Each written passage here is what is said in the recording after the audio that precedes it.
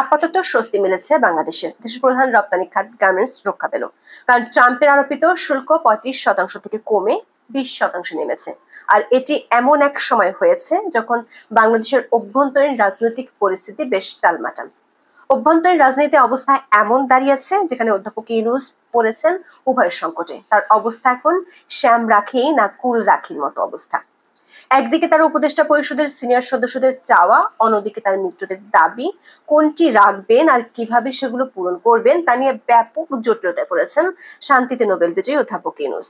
অন্তর্বর্তী সরকার উপদেষ্টা পরিষদের সিনিয়র সদস্যদের ভাবনা এখন একটি নিরাপদ এক্সিট পলিসি। তারা চান একটি সমঝোতামূলক বোঝাপড়া, চান নিজেদের কৃত কর্মের জন্য দায়মুক্তি। সে লক্ষ্যে উপদেষ্টা পরিষদের কাজের দায়মুক্তির অধ্যাদেশও তৈরি করা হয়েছিল, কিন্তু তাতে বাদ সাধেন রাষ্ট্রপতি মোহাম্মদ শাহাবুদ্দিন। স্বাক্ষর না করে ফিরিয়ে দেন সে অধ্যাদেশ। বিকল্প হিসেবে আগামী নির্বাচনে অংশ নিবে এমন গুরুত্বপূর্ণ দলগুলোর সাথে সমঝোতায় যেতে চান সরকারের বেশিরভাগ উপদেষ্টা।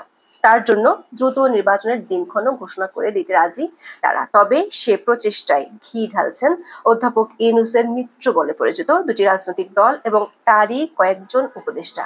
জুলাই সনদ আর ঘোষণাপত্র নিয়ে তার একটি মব তৈরি করে পরিস্থিতি জটিল করে তুলতে চান। সে লক্ষ্যে হেয়ার রোডের মন্ত্রীপাড়ায় বৈঠকের পর একটি গ্রুপকে দিয়ে শাহবাগ অবরোধ করা হয়েছে। একদিকে ঐক্যমত্যের নামে আলোচনা চালিয়ে যাবে, অন্যদিকে রাজপথে মব তৈরি করে জুলাই সনদ না হলে নির্বাচন হবে না, এমন পরিস্থিতি তৈরির পরিকল্পনা নিয়ে রেখেছে অধ্যাপক ইউনূসের মিত্ররা। বিএনপি সহ যেসব রাজনৈতিক দল নির্বাচনের দাবি করছে তাদেরকে বিস্কুট দৌড়ের খেলায় মত্ত রাখতে চায় ইউনূসের মিত্ররা। বিস্তারিত জানতে চলুন যাওয়া যাক বিশ্লেষণ।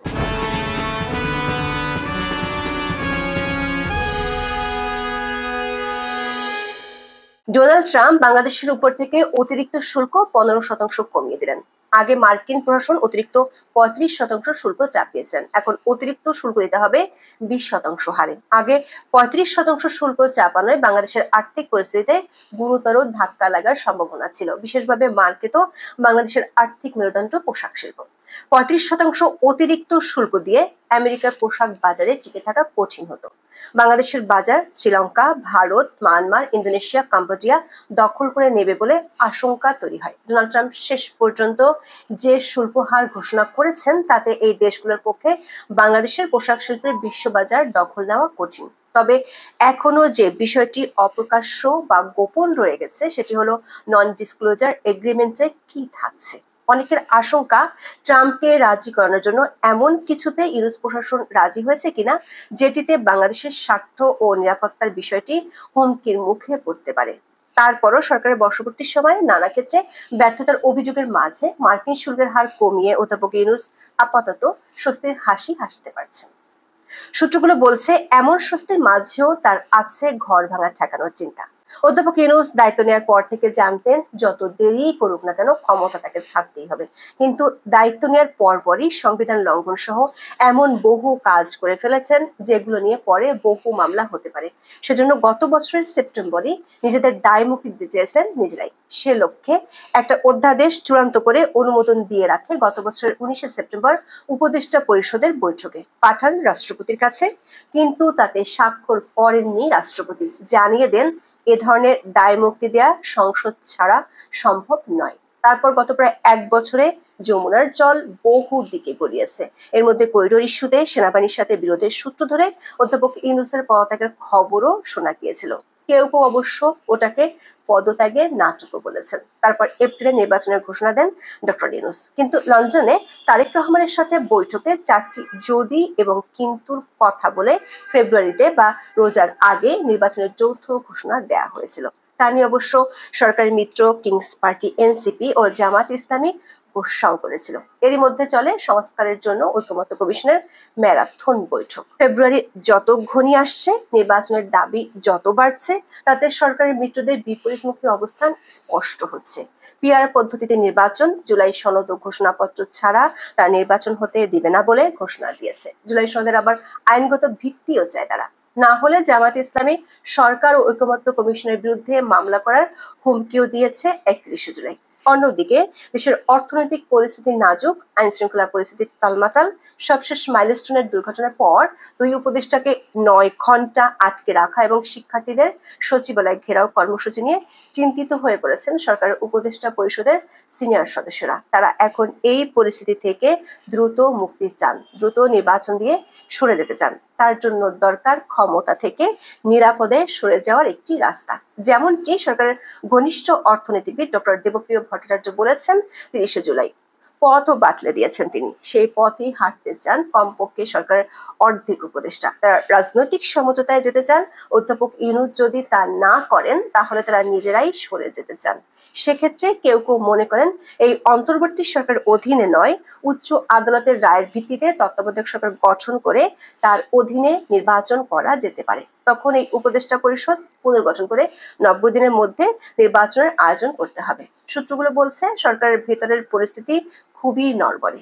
এতদিন যেসব উপদেষ্টা জোর গলায় কথা বলতো তাদের বিরুদ্ধে সম্প্রতি দুর্নীতির অভিযোগ ওঠায় তারাও এখন কোণঠাসা। পরিস্থিতি ঠান্ডা করতে একই দিনে সরকারের দুই কর্তা ব্যক্তি নির্বাচনের ঘোষণা সহসা আসার কথা জানালেন। অবশ্য তারা আগেও এমনটা বলেছিলেন। আইন উপদেষ্টা আসিফ নজরুল বলেছেন কিছুদিনের মধ্যেই নির্বাচনের তারিখ ঘোষণা করা হবে, তবে সেই কিছুদিন কবে হতে পারে সেটা নিয়ে মুখে কুলুপ এঁটেছেন তিনি। অন্যদিকে নির্বাচন নিয়ে সবচেয়ে বেশিবার রহস্যজনক বক্তব্য দেয়া প্রধান উপদেষ্টার প্রেস সচিব শফিকুল আলম বলেছেন প্রধান উপদেষ্টা আগামী নির্বাচনের বিষয়ে যে সময় বলেছেন তার থেকে একদিনও দেরি হবে না। আগামী 5-6 দিন খুবই গুরুত্বপূর্ণ। আগামী 5-6 দিনে বোঝা যাবে কোথায় যাচ্ছে। সূত্রগুলো বলছে অধ্যাপক ইউনূসের উপদেষ্টা পরিষদের সিনিয়র সদস্যরা নিজেদের দায়িত্বে সমাপ্তি টানতে চাইলেও তার মিত্ররা রাজি নন। ঐকমত্য কমিশনের বৈঠকে সেই ইঙ্গিত এরই মধ্যে পাওয়া গেছে। পিআর পদ্ধতিতে নির্বাচন, আইনগত ভিত্তি সহ জুলাই সনদ ও ঘোষণাপত্র না হলে সরকারের দুই মিত্র কিংস পার্টি এনসিপি এবং জামাত ইসলামী কোনো কিছুতেই রাজি নয়। একদিকে সরকার বিএনপিকে ফেব্রুয়ারির মধ্যে নির্বাচন দেওয়ার কথা বললেও সেটি ছিল শর্তযুক্ত। বিএনপিকে কখনোই সরকার পরিষ্কার করেনি ফেব্রুয়ারিতে নির্বাচন হবে। ডয়েচে ভেলের খবরে বলা হয়েছে নির্বাচন নিয়ে বিএনপিকে সরকার রেখেছে বিস্কুট দৌড়ের মধ্যে। বিএনপিকে নির্বাচনে স্পষ্ট করে কিছু না বললেও সরকারের সবচেয়ে কাছের মিত্ররা এরই মধ্যে বুঝিয়ে দিয়েছেন তারা যে নির্বাচন চান না। জুলাই সনদ নিয়ে জামাত ইসলামী আদালতে যেতে পারে, সেই হুমকি একেবারে লেটেস্ট। সাথে মাঠও গরম করতে চায় সরকারি মিত্ররা। বরাবরের মতো তার জন্য মব তৈরি করছে, সেটিও হাজির করে ফেলেছে 31 জুলাই। সারাদিন ধরে জনদুর্ভোগ বাড়িয়েছে শাহবাগে জমায়েত হওয়া একদল লোক, যারা নিজেদের জুলাই যোদ্ধা বলে দাবি করছে। কিন্তু গণমাধ্যমের খবর হলো এদের কাছে সাংবাদিকরা জুলাই আন্দোলনের সাথে জড়িত থাকার ছবি চেয়েছিল, গেজেটে তাদের নাম আছে কিনা তা জানতে চেয়েছিল। কিন্তু শাহবাগে জড়ো হওয়ারা উল্টো সাংবাদিকদের দিকে তেড়ে গিয়েছেন। সামাজিক মাধ্যমে ভাইরাল হওয়া একটি ভিডিওতে দেখা যাচ্ছে শাহবাগে যারা জড়ো হয়েছেন তারা পুলিশের ঊর্ধ্বতন কর্মকর্তাদের বলছেন প্রধান উপদেষ্টার পিএস তাদের যমুনার সামনের পরিবর্তে শাহবাগে জড়ো হতে বলেছেন। দর্শক, এই আয়োজন আগেও বহুবার দেখা গেছে। বিশেষ করে আওয়ামী লীগ নিষিদ্ধের দাবিতে এমনটাই দেখা গিয়েছিল। অথচ প্রাথমিক বিদ্যালয়ের শিক্ষকরা এবং ধর্ষণ বিরোধী আন্দোলনের সময় পুলিশের লাঠিচার্জ করেছিল। এর অর্থ হলো সরকারের ভিতরে থাকা সরকার যে আন্দোলন চায় তারা নির্বিঘ্নে জড়ো হতে পারে, রাস্তা দিনভর অবরোধ করে রাখতে পারে এবং মানুষের ভোগান্তি সৃষ্টি করতে পারে। 3 আগস্ট শহীদ মিনারে সমাবেশ ডেকেছে এনসিপি। তার আগে জুলাই সনদ ও জুলাই ঘোষণাপত্র চায় দলটি, কিন্তু এগুলো নিয়ে এখনো চূড়ান্তভাবে ঐকমত্যে পৌঁছাতে পারেনি দলগুলো। বলা ভালো ঐকমত্যে পৌঁছাতে চায় না সরকারি মিত্ররা, কারণ অধ্যাপক ইউনূস বলেই রেখেছেন জুলাই সনদ না হলে নির্বাচন হবে না। নির্বাচন পেছনের সবচেয়ে সহজ পথ এখন এই দুটিতে ঐকমত্যে না পৌঁছা। গোয়েন্দাদের আশঙ্কা পরিস্থিতির সংঘাতের দিকে যাচ্ছে। আগের মতো মবের নাটক করে এখন আর বিশেষ সুবিধা হবে না, কারণ সমন্বয়কদের দুর্নীতি আর চাঁদাবাজির খবরে সাধারণ মানুষ অতিষ্ঠ। 31 জুলাই শাহবাগ অবরোধে ক্ষুব্ধ সাধারণ মানুষকে আওয়ামী লীগ ট্যাগ দেয়, কয়েক দফা উত্তেজনা তৈরি হয়েছিল। এমন সংঘাতময় পরিস্থিতিতে উভয় সংকটে অধ্যাপক ইউনূস তার উপদেষ্টা পরিষদের অর্ধেক সদস্য বেঁকে বসতে পারেন যে কোনো সময়, সরে যেতে পারেন নিজ থেকেই। তবে আপাতত ট্রাম্পের শুল্কের রাহু থেকে মুক্তি পাওয়ায় অধ্যাপক ইউনূস হয়তো আবারও তার উপদেষ্টা পরিষদের সাথে নতুন করে আলোচনা শুরু করতে পারবেন। তবে পরিস্থিতি যেমনই হোক জট সহসা খুঁজছে না, কারণ অধ্যাপক ইউনূসকে সিদ্ধান্ত নিতে হবে দ্রুত নির্বাচন দিয়ে নিরাপদ এক্সিট নেওয়া নাকি মিত্রদের চাওয়া, কোনটি তিনি রাখবেন। এখন এ পর্যন্ত। সবাই ভালো থাকুন, সুস্থ থাকুন, নিরাপদে থাকুন। দেখা হবে আগামী পর্বে। প্রিয় দর্শক, সাজ্জাদ কাদেরের প্রীতি নিন, শুভেচ্ছা নিন। এই মুহূর্তে আপনাদের সামনে কথা বলতে এসে মার্কিন যুক্তরাষ্ট্রের শুল্ক কমবার নেপথ্য কারণ কি, এই প্রসঙ্গটি নিয়ে আপনাদের সামনে কথা বলবো। আমরা গতকাল মধ্যরাতে খবর পেলাম যে মার্কিন যুক্তরাষ্ট্র বাংলাদেশের উপর যে বর্ধিত সর্বশেষ 35% শুল্ক আরোপ করেছিল, সেটি গতকাল বৃহস্পতিবারের চূড়ান্ত বৈঠকে 20% নেমে এসেছে। নিঃসন্দেহে এটি একটা বিরাট সাফল্য। প্রথমে মার্কিন যুক্তরাষ্ট্র 37% শুল্ক আরোপ করেছিল, তৎপরবর্তীকালে 35%, সেখান থেকে এক লাফে 20% নেমে এসছে। অর্থাৎ 20% নতুন শুল্ক ধার্য হলো। এ ব্যাপারে চিঠি ইস্যু হয়েছে এবং মার্কিন যুক্তরাষ্ট্রের সংশ্লিষ্ট দপ্তরের ওয়েবসাইটেও এটি এসেছে। আগের 15%, নতুন 20%, 35% শুল্ক দিয়ে বাংলাদেশি পণ্য মার্কিন যুক্তরাষ্ট্রে প্রবেশ করবে। প্রতিযোগীদেরও বলা যায় যে কাছাকাছি, যেমন আমাদের নিকট প্রতিবেশী দেশগুলো, যেমন পাকিস্তান 19% শুল্ক, আফগানিস্তান 15%, বেশ খানিকটা কম। ভারতের উপর 25%। ভারতেরটা এখনো পর্যন্ত, গতকালকে পর্যন্ত যেটি জানা গেছে যে এখনো পর্যন্ত সলিউশন হয়নি। চূড়ান্ত সলিউশনে এটি কমে আসতে পারে বা নাও কমতে পারে। ব্রাজিলের উপর 10%, ইন্দোনেশিয়ার উপর 19%, মালয়েশিয়ার উপর 19%, মিয়ানমারের উপর 40% এখন পর্যন্ত আছে। তবে মিয়ানমারের সাথে এখনো পর্যন্ত আলাপ আলোচনা পর্যায়ে আছে, কারণ মিয়ানমারের প্রতি মার্কিন সরকার ইতিমধ্যে ইতিবাচকতার মধ্যে আছে। সেই জায়গায় মিয়ানমারের শুল্কটা কমে যেতে পারে। ফিলিপাইনের উপর 19%, শ্রীলঙ্কার উপর 20%, ভিয়েতনামের উপর 20%। বিশেষ করে আমরা মার্কিন বাজারে তৈরি পোশাক রপ্তানি করি। আমাদের বড় প্রতিযোগী বা প্রধান প্রতিযোগী ভিয়েতনাম, শ্রীলঙ্কা, পাকিস্তান, ভারত, তারা হতে পারে। তো সেই জায়গায় বলা যায় যে তাদের সমপর্যায়ের আমাদের শুল্ক নির্ধারণ করা হয়েছে। খুব ভালো কথা, খুবই ইতিবাচক কথা। কিন্তু প্রশ্ন আছে, আমরা সামনে দিয়ে ব্যবসায় আমরা আমাদের পণ্য রপ্তানি করব। বাৎসরিক আমরা $8 বিলিয়ন পণ্য মার্কিন বাজারে রপ্তানি করি, তৈরি পোশাক সহ অন্যান্য পণ্য। রপ্তানির বিনিময়ে আমরা রপ্তানি সুবিধা পেলাম বা প্রতিযোগিতামূলক শুল্ক সুবিধা পেলাম, কিন্তু একটা কথা রয়েছে যে নন ডিসক্লোজার চুক্তি মার্কিন যুক্তরাষ্ট্রের সাথে। এই নন ডিসক্লোজার চুক্তির অনেক কিছু প্রকাশিত হয়েছে, আবার অনেক কিছু প্রকাশিত হয়নি।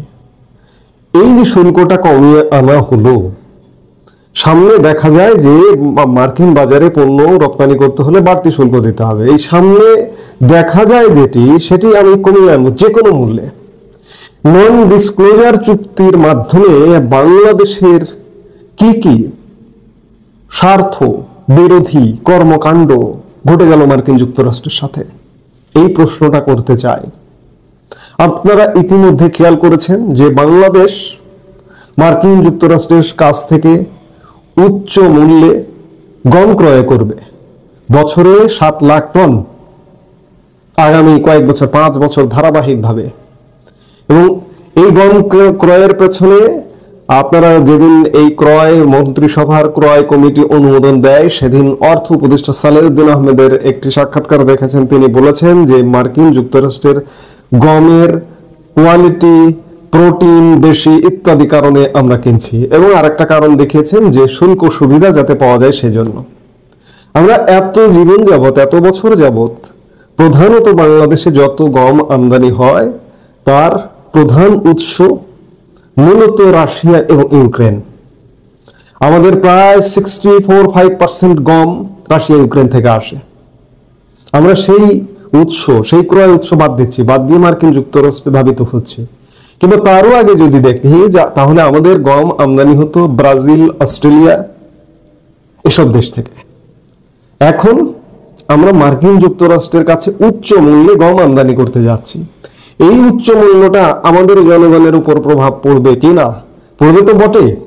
আজকে যে আটা আপনি কিনে খাচ্ছেন 10 টাকায়, আগামীকালকে হয়তো সেটি কিনে খেতে হবে 12 টাকা বা 15 টাকা। আরো দেখুন, আপনারা ইতিমধ্যেই জানেন যে বাংলাদেশ মার্কিন যুক্তরাষ্ট্রের কাছ থেকে 25টি বোয়িং বিমান কিনবার ইতিমধ্যেই ক্রয় আদেশ দিয়েছে। যে বিমান বাংলাদেশের যে বেসামরিক বিমান পরিচালন সংস্থা সরকারের বিমান বাংলাদেশ এয়ারলাইন্স জানে না তাদের প্রয়োজন আছে কিনা, তারা চাহিদা দেওয়ারও প্রয়োজন মনে করেনি। 25টি বোয়িং বিমানের মূল্য এক হিসেবে দেখা গেছে প্রায় $7.5 বিলিয়ন মতো।